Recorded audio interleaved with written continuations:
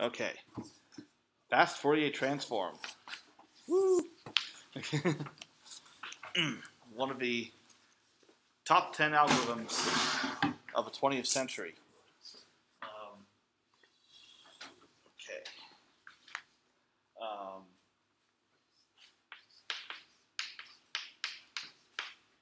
right, so this is still section 3.1. So this week we will get through the rest of chapter 3. I'll do section 3.2 Wednesday. All right, so this is the FFT.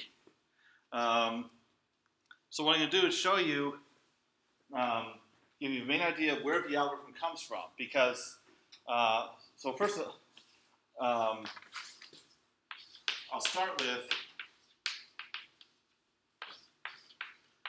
a discrete Fourier transform, so DFT.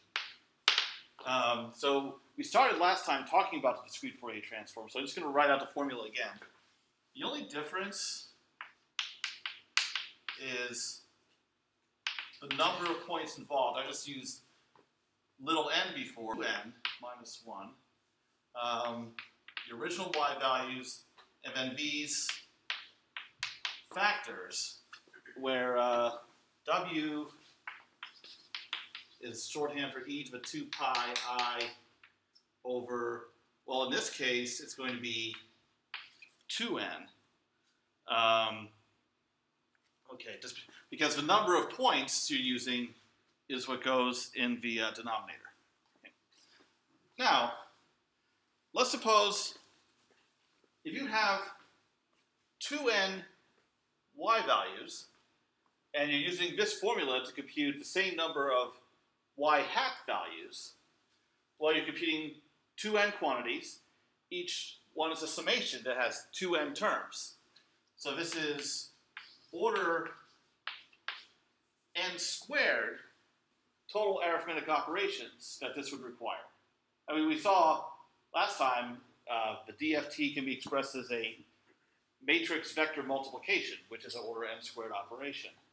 Now, it's not horrible, but this is unduly expensive in the case where n is particularly large. So a fast Fourier transform will compute these exact same quantities. It's mathematically equivalent to the DFT. It's just going to compute, it's a way of computing them a whole lot faster.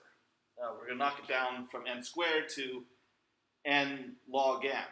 And log n grows much more slowly than n, so it results in considerable savings. Okay. Well, it's a totally awesome algorithm for doing other things that grow exponentially. Well, it's certainly a trick that could be, I imagine has been applied elsewhere. So the way you do this is we're going to decompose this into two similar problems. And the idea is, if you're trying to solve a certain problem with a given input size of, say, n, and you chop it into two problems of half the size, n over 2. You go ahead and solve those recursively. Then the key is, how much time does it take you to patch those two solutions, those subproblems, together into the solution of your original problem? Well, if it turns out that that amount of time is linear, so you solve a half-size problems and then take a linear amount of time to get your overall solution from those half solutions, that you can actually prove in that general scenario that the total amount of total expense is n log n. Well, there are other algorithms that use this principle. Merge sort. There are several sorting algorithms that take order n log n operations. In the case of sorting, it's comparisons. Because what does merge sort do? You take your array of items you're going to sort, you take the two halves, sort the halves individually, and then it takes very little effort to take those sorted arrays and combine them into one array that is completely sorted. So because it's a simple process, overall it's n log n time. In fact, it's definitely one of the easier sophisticated sorting methods to understand as opposed to like quicksort. Okay, so that's what I'm going to do. I'm going to decompose this into two half-size problems. And the way I'm going to do that, because there are many ways to cut this into two problems. Like maybe you can take the first endpoints and the second endpoints, but we're not going to do that. We're going to divide into even and odd. So first I'll write for the even number problems equals 0 to n minus 1, and we'll have y2j, and then w to the 2jk. So in other words, because I'm taking evens, wherever I see j up here, I'm going to replace it with 2j. And then the odds. So we'll have y2j plus 1, and then w bar to the 2j plus 1. Okay. All right. Now, the next thing I'm going to do is I need another w. Now, in the notes, I have this one as lowercase, and then I have another one as uppercase. But I know there's no way that's going to be able that can be distinguished on the board with my writing. Well, I haven't met very many people who would have a writing on a board that would be able to distinguish it. True, yeah, I was going to write W's the same way. Yeah, so, yeah, unless I do something like, here's how I could do it. I'm not going to. Like if I have my little w, then my gigantic w. Yeah, and then you write two equations on the entire board, yeah, and you have to erase. Yeah, so I'm not going to do that, but so what I'll do instead is I'm going to let this, I'll put bars above and below, equal w squared. So that's going to be, okay, so e to the 2 pi I over n, because this simplifies to e to the pi I over n, but I need the square of it here. All right. So now, for the even sum, I have y2j, and then I'll have my fancy big W to the jk. So, still conjugated. So now the exponent is the same. And then for the odd sum,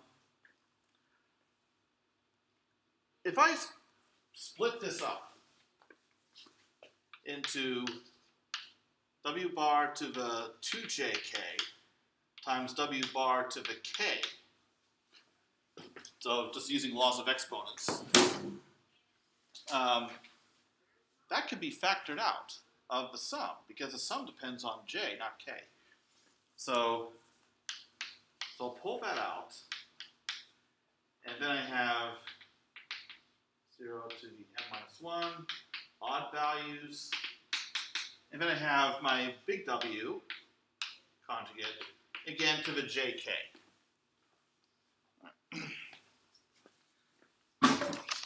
Now,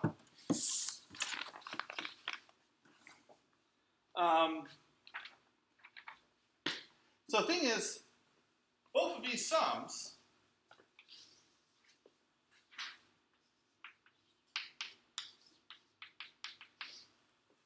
they're endpoint DFTs. Because this factor here, my big W, is exactly the factor you would use for an endpoint discrete Fourier transform. So the 2 endpoint transform is equal to this linear combination of 2 transforms of half the number of points. You just have to remember to multiply the second one for the odd number of points by this factor here. So once you have these two solutions to these half-size problems, cleanup is really easy. Because you just multiply this by this factor and add. So that's a linear time operation. Okay. So, all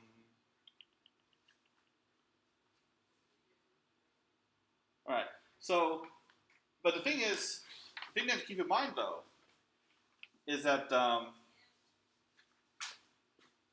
what about the value of its index k? Because k needs to be between 0 and 2n minus 1, because I have 2n values altogether. But for v's, k needs to be between only 0 and n minus 1. So, so how do we handle that? Well, it turns out that it's actually fairly straightforward to handle. Okay. So for k between 0 and n minus 1, we can just use that. Because of index k, the index k is valid for all summations concerned. Now, so the big question is, what about larger values of k? K between n and 2n minus 1. Well, for that, we're going to take periodicity into account. So, for one thing, if I look at big W to the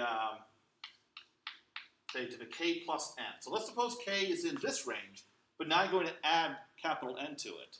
So now the overall index is in this range. How does that affect the value of big W? That's going to be very important here. Well, okay, actually all of this is times j. We have to keep that in mind. Okay, so that would be, well, this is an exponentiated expression. So we're going to have, and this is literally a power. So I have that, which is what I have in here. Or actually, I want jk because it stands for just kidding. And then I have w to the nj. But if I write out what w is,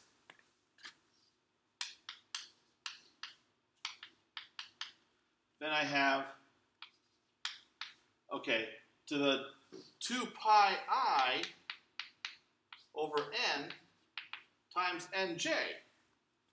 And the n's cancel. So,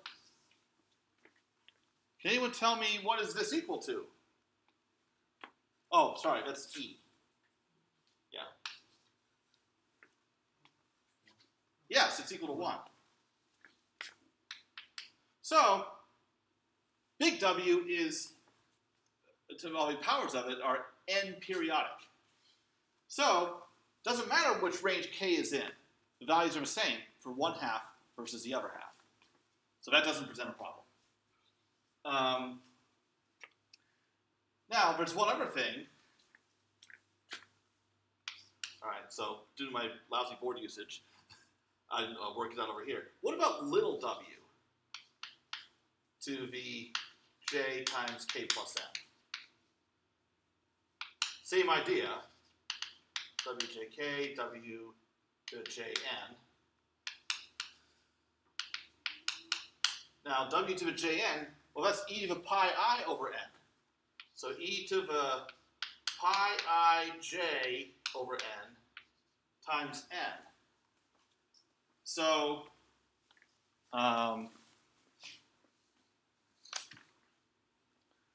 okay. Actually, you know what? And for this one, I don't need the j. I'm going to cross out the j. The reason why is I only use it to the k power here.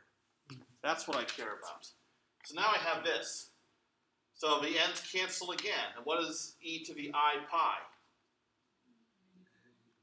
Minus 1.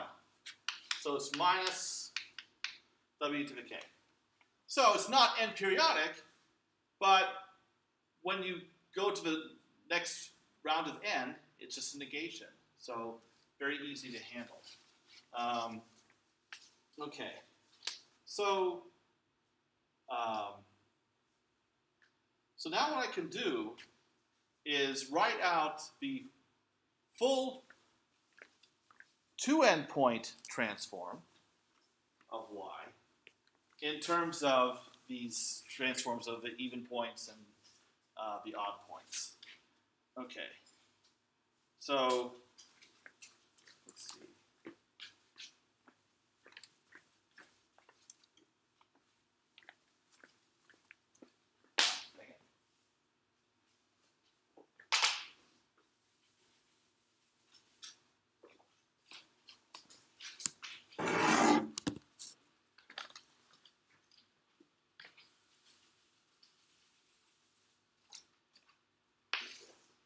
So,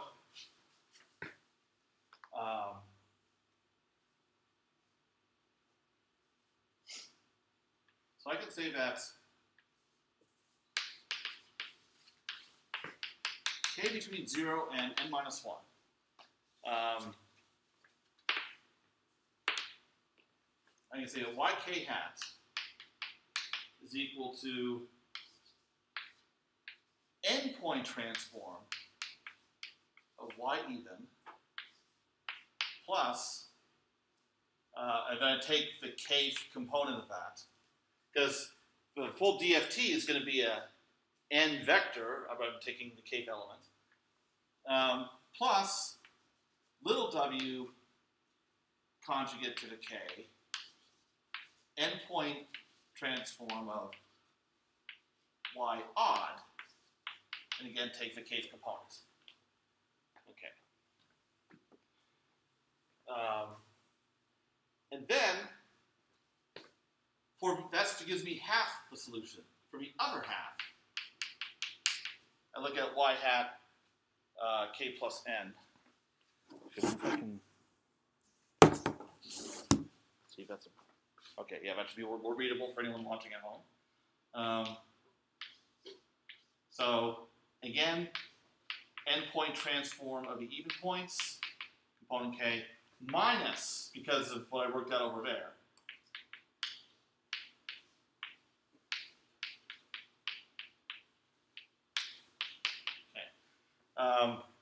so that's all you do.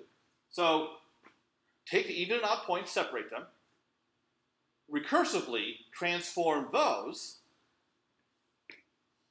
and then linearly combine them this way for the first half of your overall transform, and then this way for the second half. So it only once you have those two half transforms, it only takes a linear number of operations. So the total is n log n, arithmetic operations. Okay, so that's the idea behind the fast Fourier transform. Now, I'm expressing the solution for 2 endpoints in terms of the solution for endpoints, so you keep cutting in half until you get to that trivial case where you're down to 1 point. Well, the DFT of a single point is the point itself. So you can imagine, like, for this case, if capital N was equal to 1, then you only have a case where j is 0. So you have 1 here, you just have your point. So that's your base case, if you will. Okay, so that's the idea. So you can implement this, you can code this up using a recursive implementation. That you just take the 2 halves, transform them, and then put it back. You basically have an if statement, like if the length is 1, you just return the same point you took in, and then. Or really, you can program it using recursive programming. I've never seen that, not in Python. Oh, I'm joking around. Yeah, I was gonna say, yeah. Like you must have seen it somewhere. A certain final project. Oh yeah.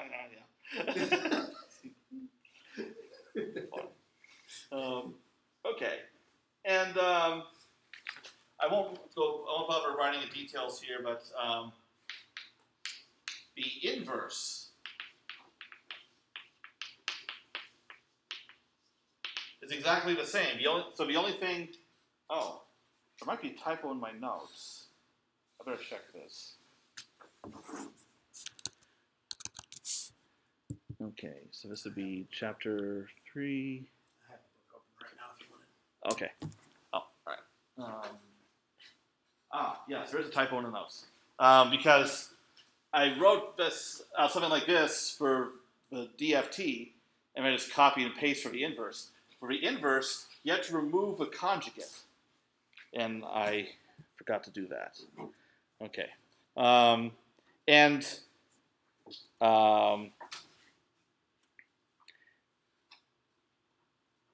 you have to divide by 2. But that's it. But the point is, yes, so the same approach going both ways, from physical space to frequency space using a DFT, and then from frequency space back to physical space using the inverse DFT, both can be carried out using this kind of approach. So the formulas are given a note and will be corrected shortly.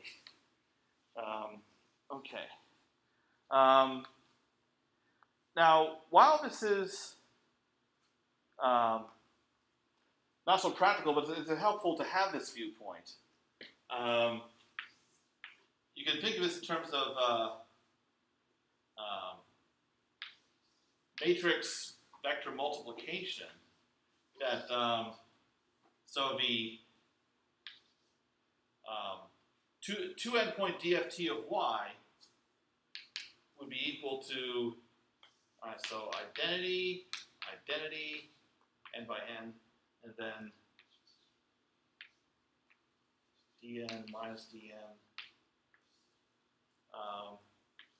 and then fn 0, 0, fn, y even, y odd. Now to explain all this notation here, fn conjugate I gave last time. That's the matrix that performs the DFT. And that's really what's happening here. This diagonal matrix times this vector, you're just taking the DFT of each half individually. Then this matrix combines them. This is the identity matrix, and then dn, which I have not mentioned before, is a diagonal matrix that just has the entries 1, w, w squared, and so forth, all the way down to w n minus 1. So it has all the different powers of w going down a diagonal. So, and the thing is, normally this kind of matrix multiplication would be very expensive, but these matrices have such a simple structure, all the blocks are diagonal matrices. So you can see from there why this is a lot faster than the general case of taking a problem, splitting it in two, and then somehow gluing the solutions together.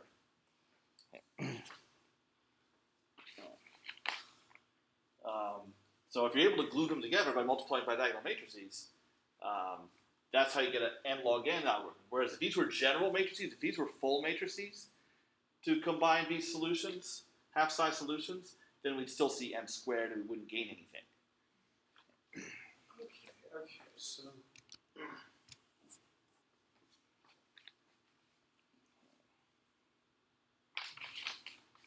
Questions?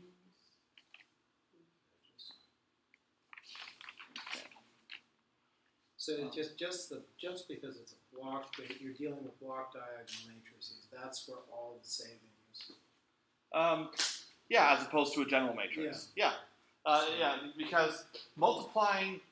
Because regular matrix vector multiplication is n squared. Yes, it's but by diagonal matrix it's n. Yeah. And because this is just a half-size version of the same problem, so that's where the recursion kicks in. It's the gluing together. Because these matrices are dense. Yes.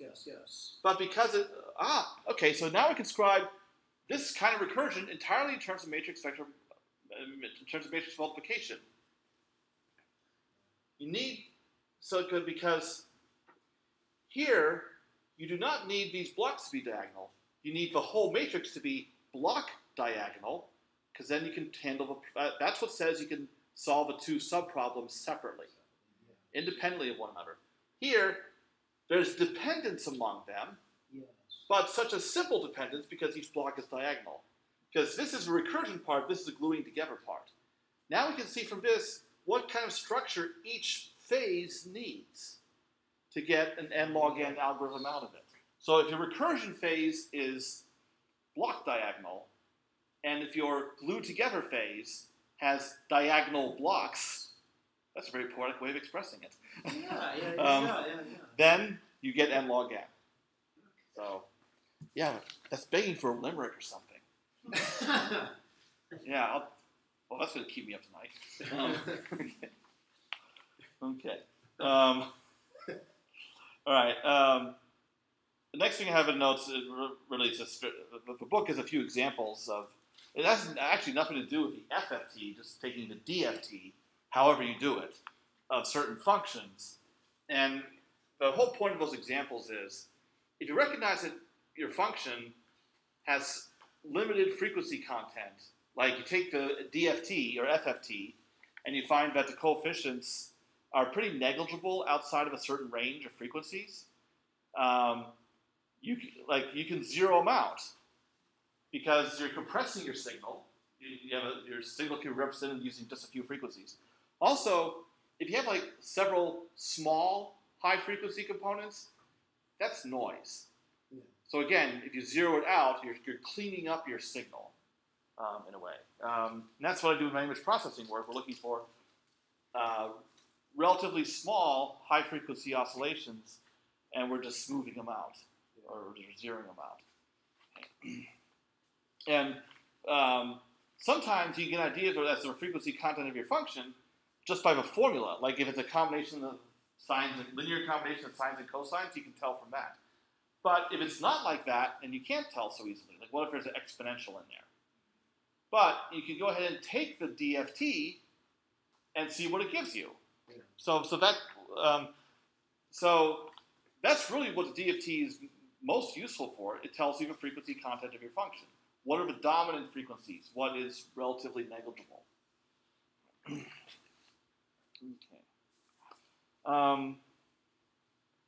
Now, what I'm going to do, during the last 40 minutes I have a few applications of the FFT.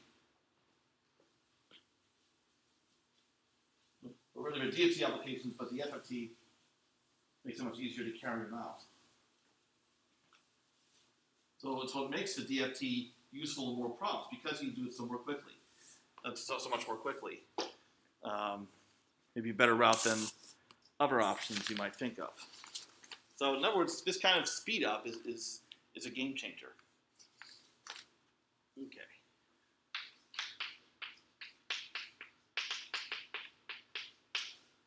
So the first one is to approximate the continuous Fourier transform. So that's from chapter 2. Those were now the continuous Fourier transform involves integrals from minus infinity to infinity. But what we're going to do is, okay. Oh, wait a minute. No, sorry. Well, actually, that does work. Okay, never mind. Yeah, but the thing is, it's useful to approximate it in a limited sense, because the continuous Fourier transform, like I said, works on the whole interval, the real line, integral from minus infinity to infinity. But we're going to focus on functions that are only defined within a certain, or only non-zero within a certain interval. So let f be equals 0 outside the interval AB, continuous, and periodic. In other words, f of A is equal to f of B. All right. So in that case, it's continuous Fourier transform, which is normally defined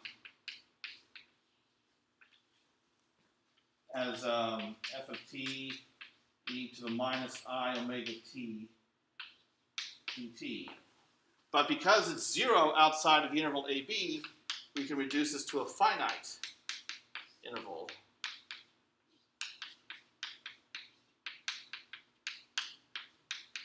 Okay. Now, the next thing you're going to do is make a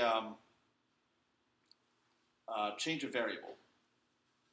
So I'm going to define theta to be equal to 2 pi t minus a over b minus a. Now, the idea is if I plug in t equals a, I'll get 0. If I plug in t equal b, we have cancellation here, and I get 2 pi. So the idea is this maps t in AB to theta in the interval 0 to 2 pi. So it's just this linear mapping. Something that comes up fairly often in many contexts, so it's one of those things that happen in your mental toolbox.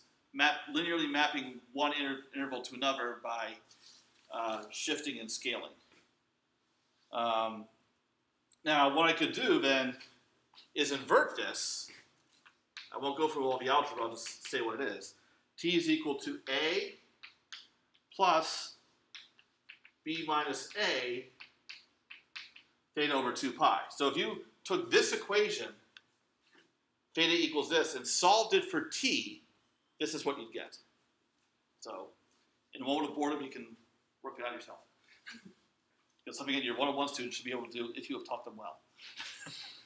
Well, you know, I have done. And they care to learn. I have done my best. I have presented them with worksheets of the field axioms, even. I mean, I didn't call them field axioms. Yeah, when I said commutativity is important, associativity, that's very, very valuable and useful. And the distributive property makes it all work together. And even then, even after all that, commutativity and associativity are beyond them. And you would think that I was engaging in inheritance interrogation to ask them about the distributive property. Enhancing interrogation techniques like waterboarding? that euphemism from the old Bush years that, that people don't remember anymore. That's funny. So what I can do is I want to express everything in this integral in terms of theta. So what that will give me, so basically I'm doing a u substitution in this integral, except really it's going to be a theta substitution. So I'm going to replace t with this and write this as an integral d theta. So I'll just jump to the punchline here. Okay, so you get an integral from 0 to 2 pi, and then you get f of a plus, all that, which I'm going to abbreviate from this point on as g of theta. So it's just f working on the interval 0 to 2 pi instead. And then the exponential becomes e to the minus I, b minus a, omega over 2 pi, theta, and then d theta. Okay.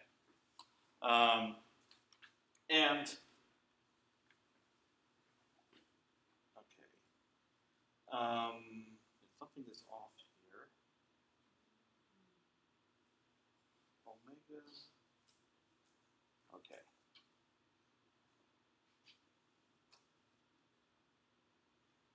Oh, okay. Now, the f hat of omega, of course, is a function defined on a continuum. Omega is a continuous variable. But what I'm going to do is I'm only going to compute omega as basically, I'm interested in the case where omega is an integer. So I'm just taking samples of the Fourier transform instead of computing a whole thing as a function of omega. So 2 pi, b minus, all right. Something looks weird here in my notes. I want to make sure that, I forgot something. There's an extra constant factor coming from this term, the a down there, e to the minus I omega a. And that's a constant. It doesn't depend on t or theta, so you can factor it out of the integral. I just forgot to write that part down. Okay. Just want to check one thing before I continue. Okay.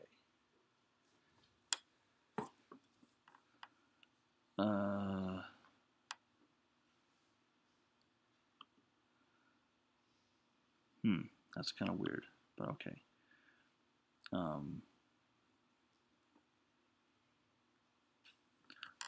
right. So what I'm going to do is this whole thing here, I'm going to call K. So in other words, I'm going to let omega K be equal to 2 pi K over B minus A. So in other words, I'm only sampling omega at integer multiples of 2 pi times B minus A. So I'll only take a Fourier transform at those select equally spaced points. Okay. So that way, the integral condenses considerably. So I have B minus A over 2 pi to the 3/2 times e to the minus I omega A, or omega K times A. So for these select values of omega, dang it, I have a simpler integral. Integral 0 to 2 pi g of theta e to the minus I k theta d theta.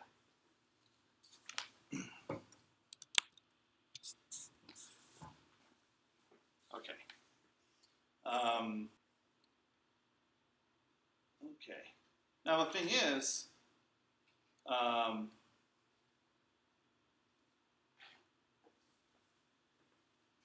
if I pull out a 1 over 2 pi here, and then I bring this back to square root of 2 pi down here, so I'm separating that 2 pi to the 3/2. I have a very funny square bracket over here. This is okay.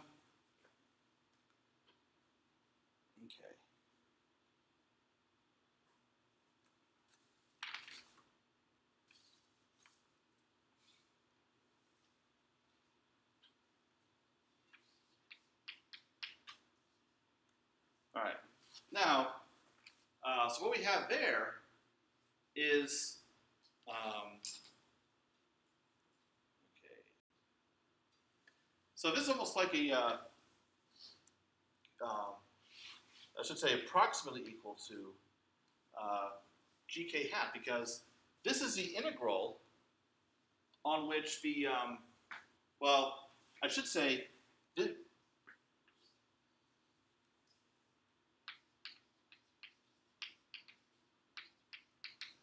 these are complex Fourier series coefficients.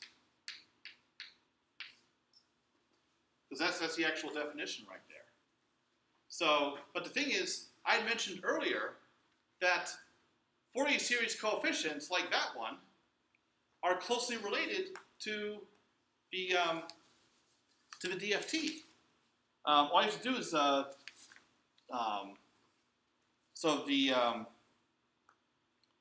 all you have to do is take the DFT and divide by n. So now I can tell you what to do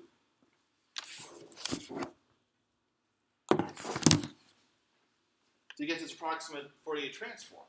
So f hat of omega k is now going to be b minus a over square root of 2 pi e to the minus I omega ka. I should say approximately equal to. And then what we'll have is 1 over n times yk hat. Now, what is yk hat? Yk hat is the discrete Fourier transform of G. Okay. And what is G? G is just a mapping of f from the interval AB to 0 to 2 pi. So really, you can think in terms as the DFT of f, because you're using n equally spaced samples of f, that's also G.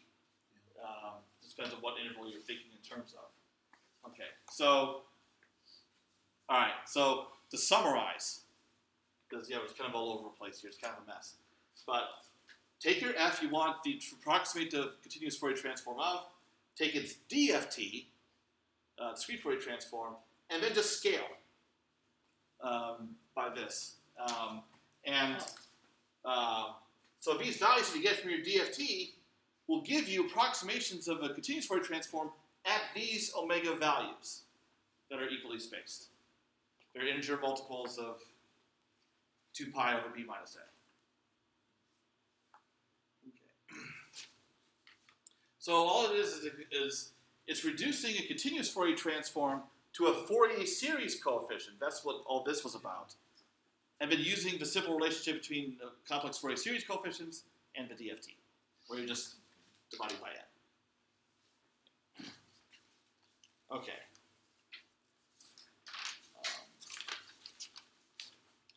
Let's see. Okay.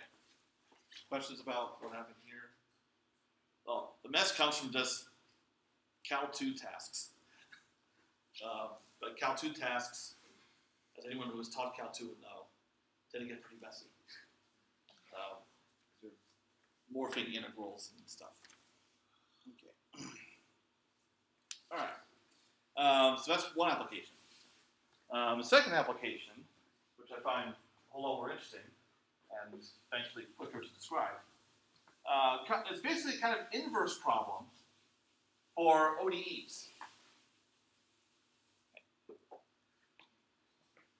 That's basically something that I would normally teach about in the ODE class, not 605. Humane ODE class. Like 285. Parameter identification.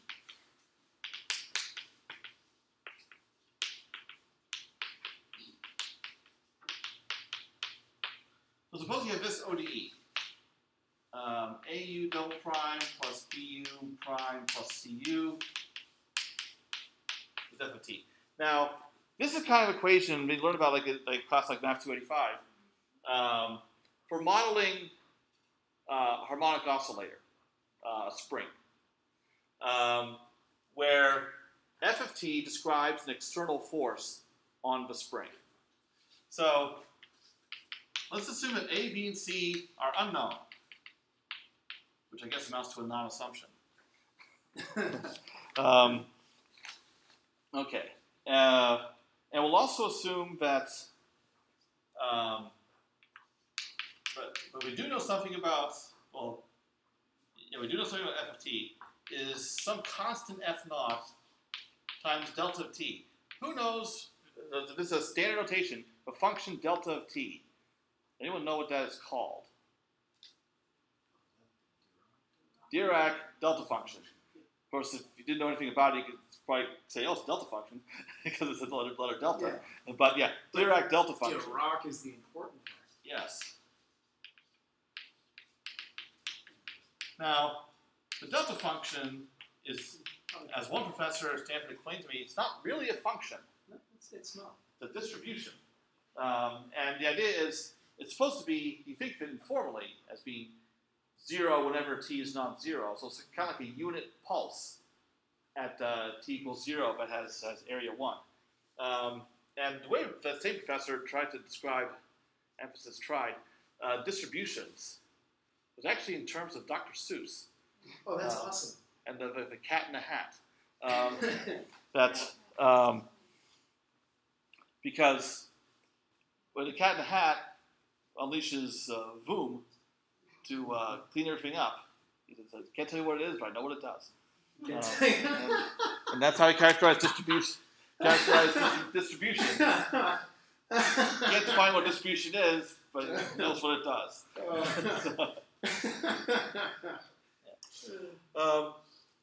So this is our external force. It's just a single pulse of strength F naught happening at t equals 0, and then whatever, and we see what that does for this. Now, so the idea is, suppose you actually apply this force to your spring, and you observe the motion of the spring. So in other words, you know the solution of the ODE experimentally, and you want to find out, well, what are parameters A, B, and C that would produce that? So it turns out that if you did know A, B, and C, this would be the solution.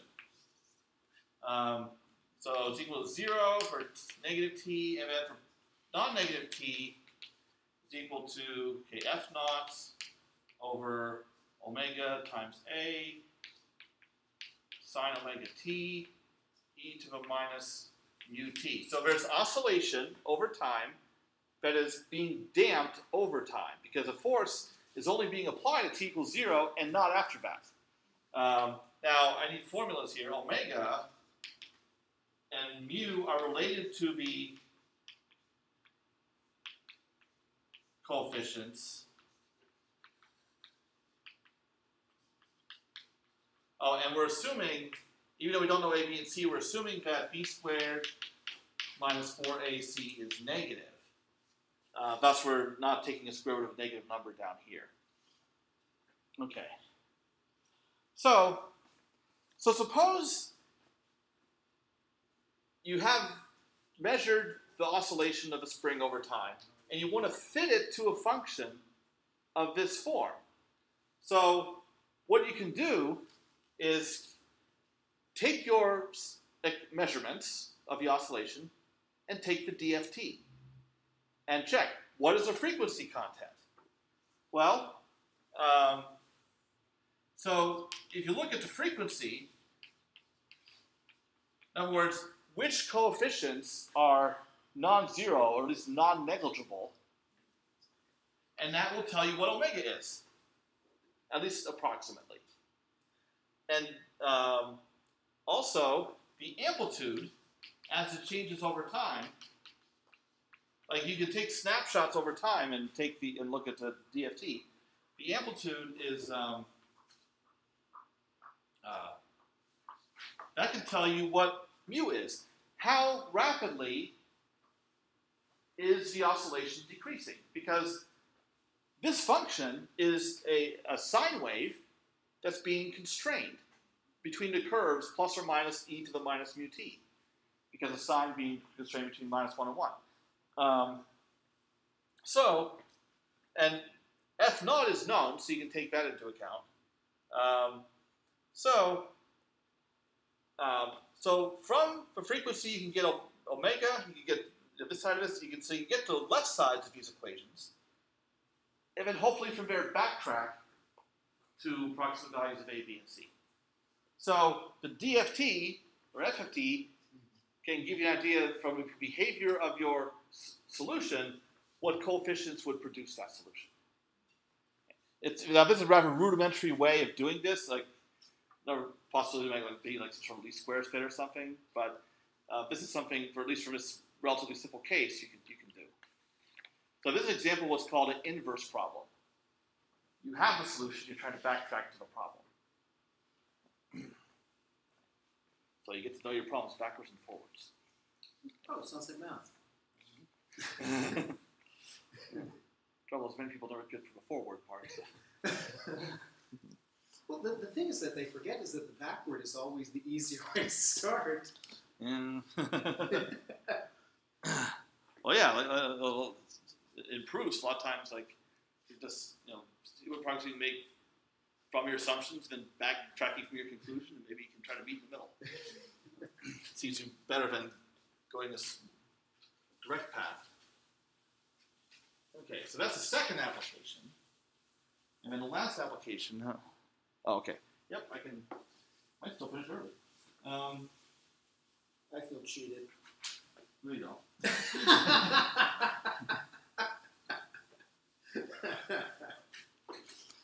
Okay. All right. So this is from numerical analysis. Discretization of ODEs. This can also be useful for PDEs. Okay. So we're dealing with the same ODE, AU double prime plus BU prime plus CU is f of t. So we can approximate the first and second derivatives using finite difference formulas.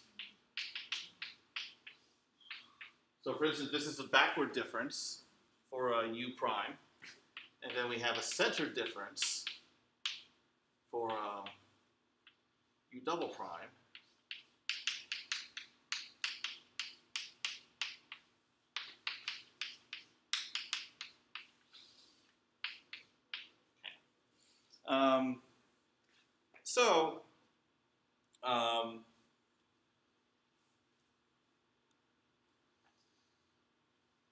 Okay.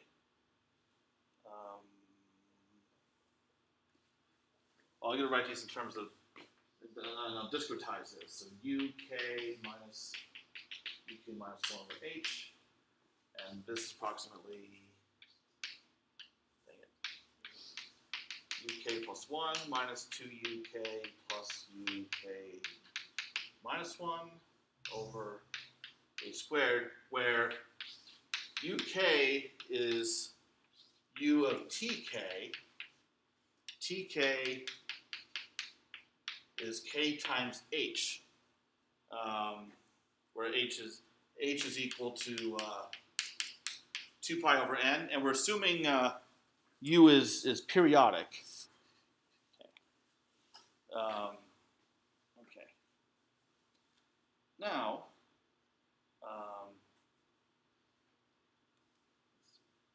it's actually kind of strange because I'm using an assumption that is something I got from the book, but you can see from the solution there is most definitely not periodic because of the exponential.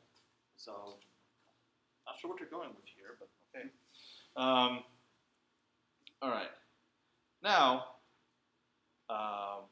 so what you can do is, if you substitute these approximations into the ODE for U double prime and U prime, then this differential equation becomes what is called a difference equation.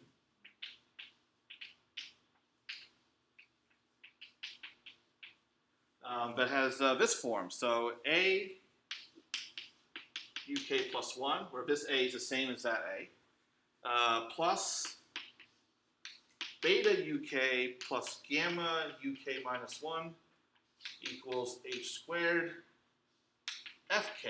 And I need to define these things. Beta is equal to CH squared plus BH minus 2A. And gamma is equal to A minus BH. One of the homework problems for this chapter is based on this, and using these coefficients, beta and gamma. And FK is the values of your external force, F at TK. Actually, I want to check on this. Is there some assumption that F is now periodic? Because, okay. Oh, yes. Okay. All right, so this F is not the same as the F over there. That's what makes this justifiable. We're assuming that F is periodic, 2 pi periodic, which makes the solution 2 pi periodic. So that comment in there about being periodic is valid. Okay. So what you can do is you can solve this difference equation. Okay.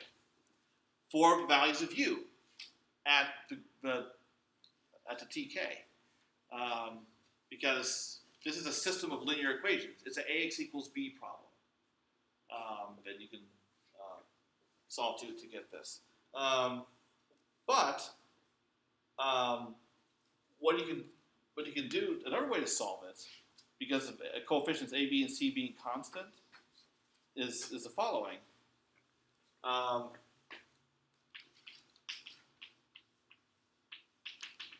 To solve it more easily, that uj hat is equal to h squared fj hat over a w to the j plus beta plus gamma w conjugate to the j, where w is the same w as before. Well, it's e to the I h. Okay. Now, as for how this comes about, it's because of the simple form of derivatives of these complex exponentials. If you take like e to the I omega t and take a derivative, you're just multiplying it by I omega. So that's what's happening here, is that if you were to write out f and u in terms of their DFTs,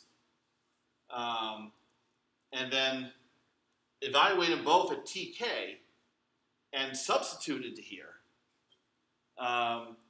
then what ends up happening is you get this very simple relationship between. So notice that each DFT coefficient uj hat only depends on fj hat. It doesn't depend on the other DFT coefficients of f. This is very important. So in other words, this system of equations here, which is a tridiagonal system, gets diagonalized by the DFT. Because this is here we have a solution of a diagonal system of equations rather than tridiagonal. Now, they're both order n operations to solve. But here, because we have a nice simple way to express a solution, which you would not have even in a tridiagonal case, that makes analysis of a solution much easier. Okay, so, all right. So the reason why this works, just to give you an idea, like why does the algebra work out the way it does, is if I consider uk plus 1, so that's u of tk plus 1, so that's u of tk plus h. So in terms, if I express this in terms of the inverse DFT, all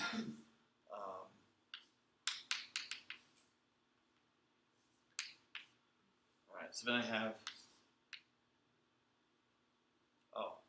not sure if I should use k in this case. I can use j over here, just to be consistent with everything else I've written.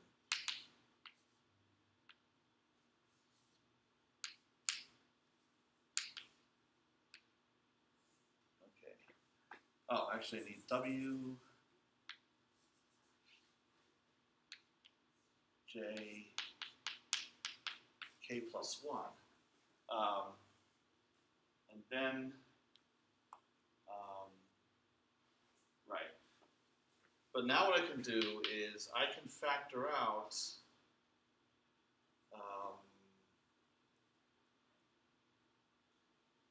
okay, so a jk is something that goes, okay, so e to the I j.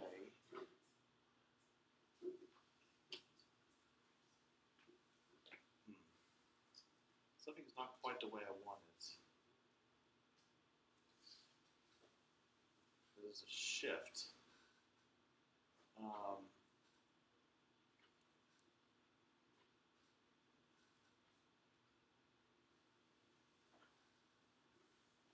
Well, actually, it makes sense because I can't expect that UK plus 1 is going to be just a simple multiple of UK.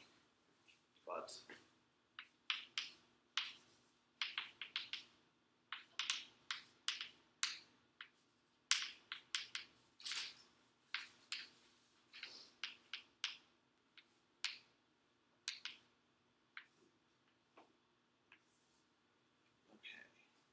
oh, all right. Now it makes sense.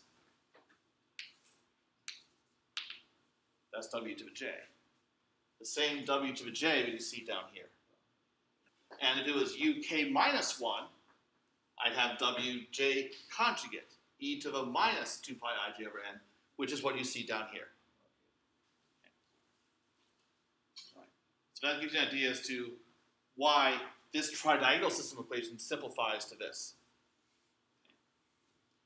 So in other words, what you could do is I can substitute this in here, substitute similar expressions for UK, UK minus 1, and also FK.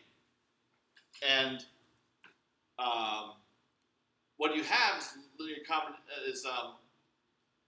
if you put everything on the one side, you have a situation where all the DFT coefficients on that one side must be 0. And that's how this falls out.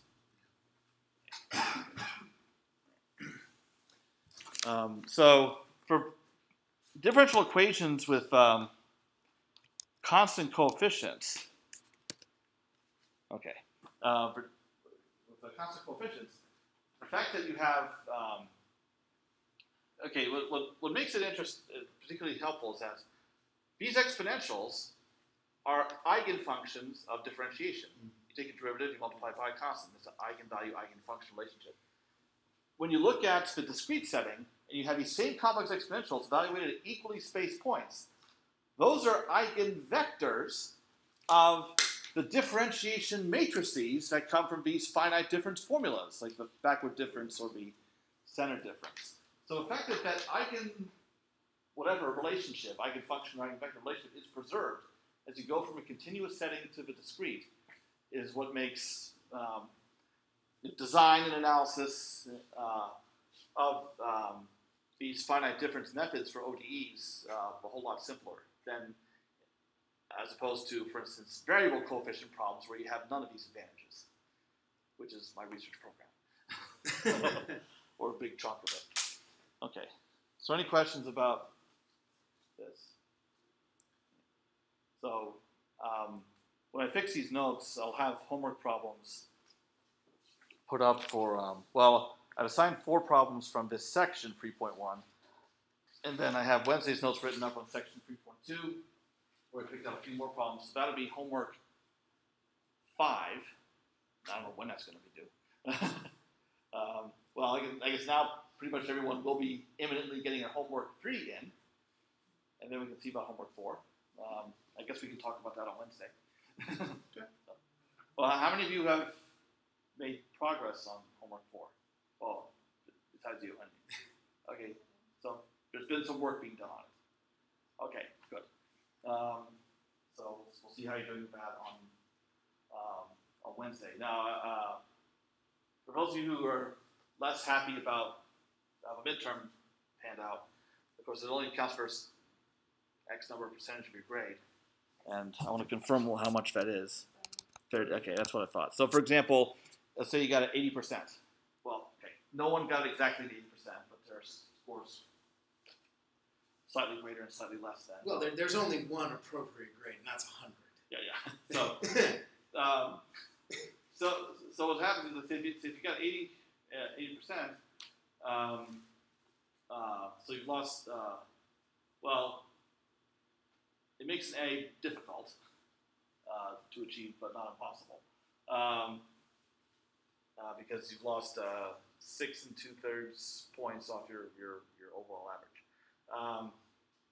Now, the final will be in a similar format, although you only get 2 shots at it, not 3. So the last class period, so the week after Thanksgiving, Wednesday after Thanksgiving, like November 28th or something like that,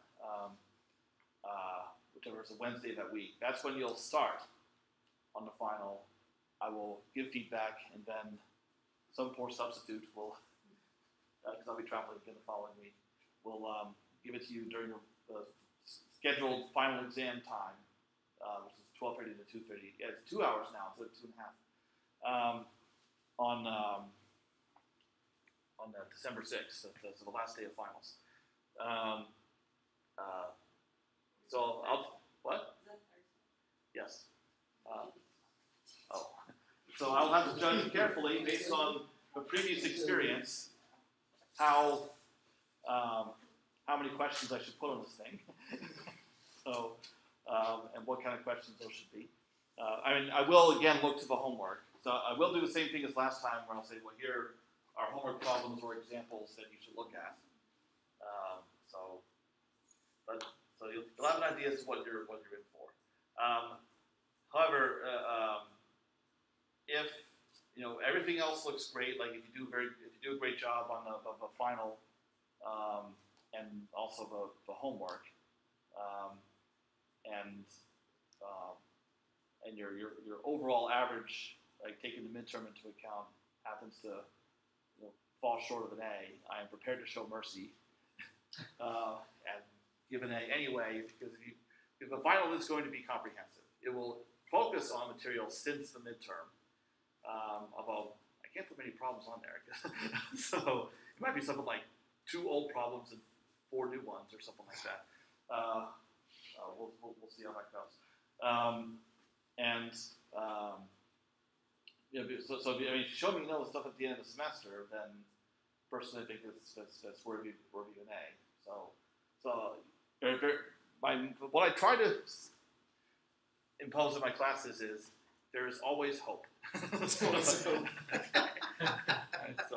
But then it's up to you to take advantage of that.